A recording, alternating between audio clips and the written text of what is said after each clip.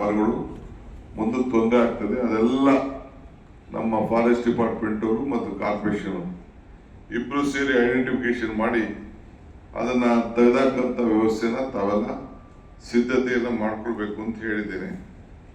ಆಮೇಲೆ ಈಗಾಗಲೇ 10 HP, ಕೆಲವು 20 HP, ಕೆಲವು 5 HP ಪ್ರತಿಯೊಂದು ವಾರ್ಡ್ಗಳಲ್ಲೂ ಕೂಡ ಸಪ್ರೇಟ್ ಮೋಟ್ರುಗಳನ್ನ ಜನರೇಟರ್ಗಳನ್ನ ಇಟ್ಕೊಂಡು ತಕ್ಷಣ ನೀರನ್ನ ಅಂತ ಕಡೆ ಎಲ್ಲರೂ ನೀರು ಒಳಗಡೆ ಎಷ್ಟೋ ಕಡೆ ಕೆಳಗಡೆ ಎಲ್ಲ ಬೇಸ್ಮೆಂಟ್ ಎಲ್ಲ ಕಟ್ಕೊಬಿಟ್ಟಿದ್ದಾರೆ, ಲೋಯಿಂಗ್ ಲೈನ್ ಎಲ್ಲ ಕಟ್ಕೊಬಿಟ್ಟಿದ್ದಾರೆ.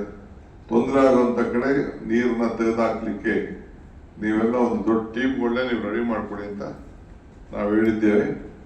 ಜೊತೆಗೆ ಸಿಂಗಲ್ ವಿಂಡ್ ಬ್ರಿಡ್ಜಸ್ ಎಲ್ಲಿದೆ ಅಲ್ಲಿ ಬಹಳ ಜಾಗೃತರಾಗಿ ಅಲ್ಲೆಲ್ಲ ಮುಚ್ಕೊಳ್ಳೋಕೆ ಕ್ಲೀನ್ ಮಾಡಲಿಕ್ಕೆ ಎಲ್ಲ ವ್ಯವಸ್ಥೆ ಮಾಡಿಕೊಂಡು ಪ್ರತಿ ಒಂದು ವಾರ್ಡಲ್ಲೂ ಎಲ್ಲೆಲ್ಲಿ ಇಂಪಾರ್ಟೆಂಟ್ ಜಾಗ ಇದೆ, ನೀರಿನ ಎಲ್ಲೆಲ್ಲಿ ಹೋಗ್ಬೇಕು, ಈ ವಿಶೇಷವಾಗಿ ಮಾದೇವಪುರ ಇರ್ಬೋದು, ಬೇರೆ ಎಲ್ಲೇ ಆಗಲಿ ಅದಕ್ಕೆಲ್ಲ ನೀವು ಮುಂಜಾಗ್ರತೆಯಾಗಿ ಆ ಮೆಷಿನ್ಗಳನ್ನ JCBಗಳನ್ನ ಟಿಪ್ಪರ್ಗಳನ್ನ ಇಟ್ಕೊಂಡು ತಾವೆಲ್ಲ ರೆಡಿಯಾಗಿ ಇರಬೇಕು.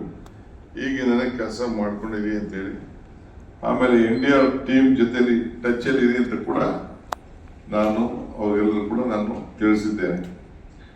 ಇದಲ್ಲದೆ ನೆಕ್ಸ್ಟ್ 24 hours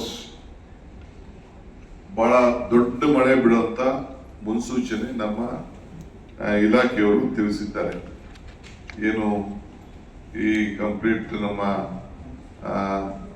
ಅಸೆಸ್ ಮಾಡುವಂಥದ್ದು, ಏನು ನಮ್ಮ ಮಾನಿಟರಿಂಗ್ ಏನು ಕರಿತೀವಿ